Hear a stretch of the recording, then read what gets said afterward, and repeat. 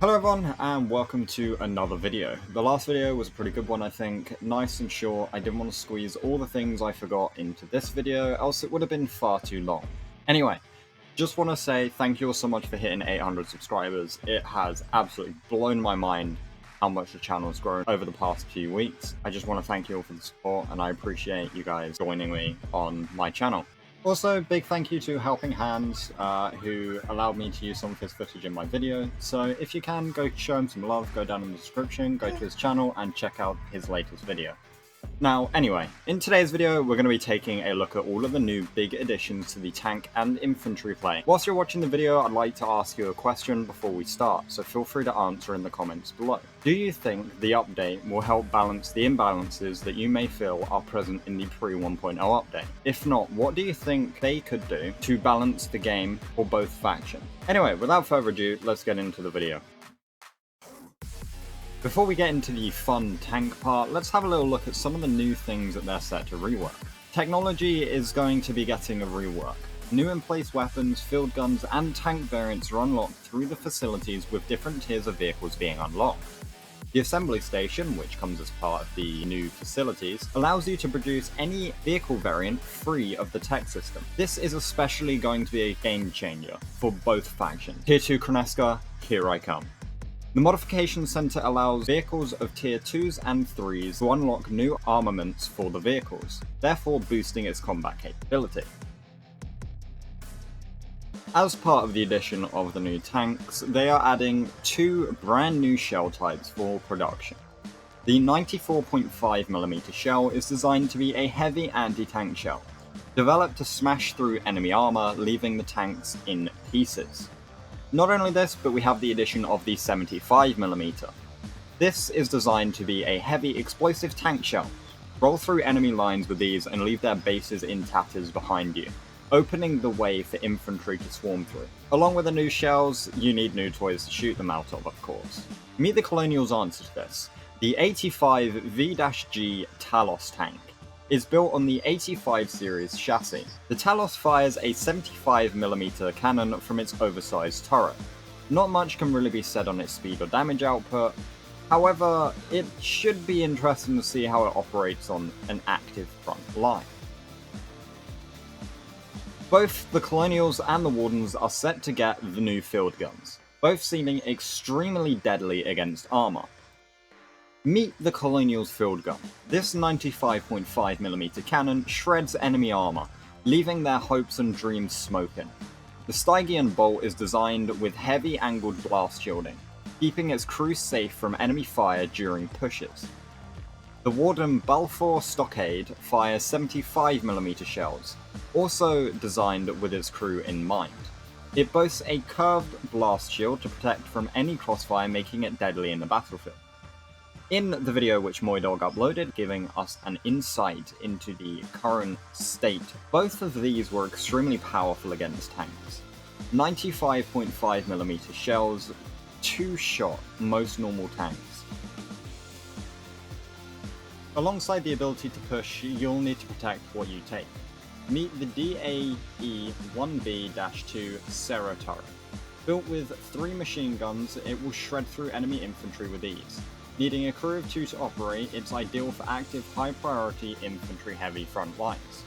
Alongside this, the Colonials also get an ARC RPG emplacement, called the Polybalance. To counter the Wardens, the Colonials developed their own indirect RPG. Dual launchers fitted onto the emplacement platform is designed to protect an established position from enemy cutler attack. Meet the Huber Starbreaker. This turret is designed with a 94.5mm cannon, ideal for launching anti-armor capabilities across long distance. Perfectly developed to smash the Colonial armor on front line. Not only this, the Colonials opened up their brand new long-range anti-armor emplacement. The Rapture has been developed with a 75mm cannon designed to kill enemy armor in established frontline positions for a longer period of time, therefore securing certain front lines for longer. Indirect fire is the name of the game. Meet the Gallagher Thornfall Mark III. The Gallagher Thornfall Mark III is designed with anti-structure capabilities in mind. The turret has a 7.92 machine gun, perfect for keeping infantry off of your back as you launch your 8 bone saws into their base. However, keep in mind you won't last long against armor or any anti-tank weapon. Disappointingly though, the Colonials do not have a version of this tank, which I find quite strange. The name is in the update. Flamethrowers are finally being added. Meet the Molten Wind V2 Flame Torch. Burn the enemy out of their entrenched positions. This PTSD-inducing weapon is deadly against enemy infantry, leaving them fleeing from their positions en masse. Just keep in mind that the enemy has them too. The Warden variant of the flamethrower is called the Willow's Bane Model 845. Similar in design and likely has the same damage output as the Colonial variation, some testing is likely to see if there is any differences between the two. Fire deals damage over time, spreading rapidly according to wind conditions, making it the most dynamic system yet added into the game. However, it only spreads in towns apparently. Fire can be put out with a fire bucket, and any building affected by it is only able to be repaired after the fire has been put out. Oh, if you thought flamethrowers were bad, meet the Flamer Tank. Designed to make infantry suffer more, our engineers have placed flamethrowers inside an armoured chassis. Meet the Warden O'Brien Wildjack. This beautiful light tank is capable of torching enemy positions and retreating across rugged terrain. The Wildjack is a variation of the Highlander with equal amounts of mobility and armour. It will be interesting to fight in combat. The Colonial's answer to this is the flame tankette, called the Vesta. The Vesta is mounted to a tankette chassis, swapping out the cannon typically found on them for a flamethrower.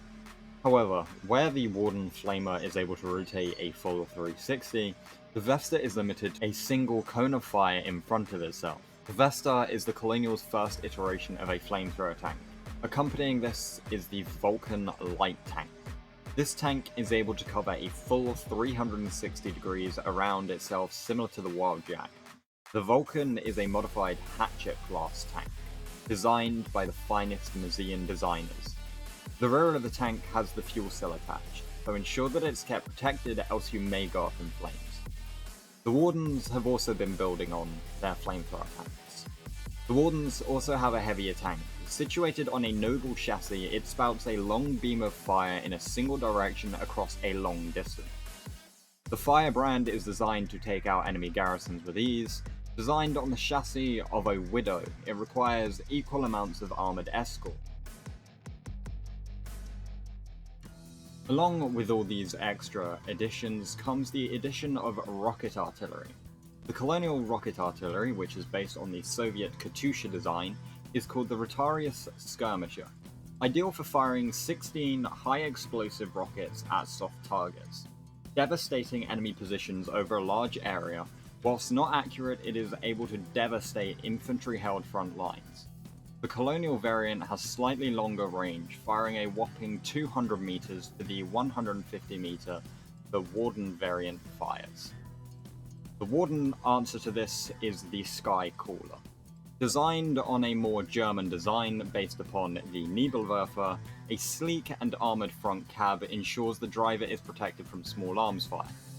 Most likely it's going to be weak against any anti-tank weaponry. It's able to hold 17 incendiary rockets. Alongside the vehicular rocket artillery, the Wardens also have a single variant which is entirely based upon the German Nebelwerfer 42. Fully mobile and able to fire 12 incendiary rockets across a large area. All in all, it is safe to say the Wardens have the better variations of rocket artillery due to having a mobile, non-vehicle mounted rocket launcher. The first entry into this category is the Lance 36. Whilst not much is known about the design, the heavy cannon combined with the pintle-mounted machine gun in its hull bodes poorly for enemy infantry. Heavy armoured, it is likely a challenge for medium armour to destroy.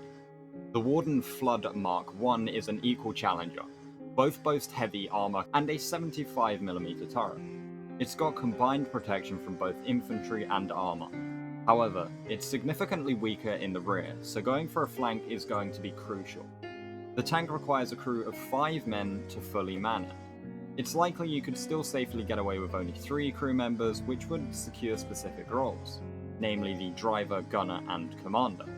The Cullen Predator Mark III is the first tank of its design. The vehicle is designed by a designer called Gray Cullen. Boasting 2 quad-barrel grenade launchers, it's ideal for assaulting enemy positions. When combined with its heavy-duty 94.5mm cannon, it's a deadly combination for enemy armor and defensive lines. However, it does require a crew of 6 to operate fully, leading it to becoming a necessity for communication and teamwork to operate the vehicle properly. There is obviously a driver and a gunner seat, and 2 seats which operate the grenade launchers, but the part that most interests me is the addition of the engineer. I'm curious to see if you're able to repair from inside the tank. If so, this makes a big difference to how tank battles will go in the field. The Colonials fielded a tank equally as deadly, but targeted towards being anti-armor. The Ares super heavy tank is armed with a dual 75mm turret.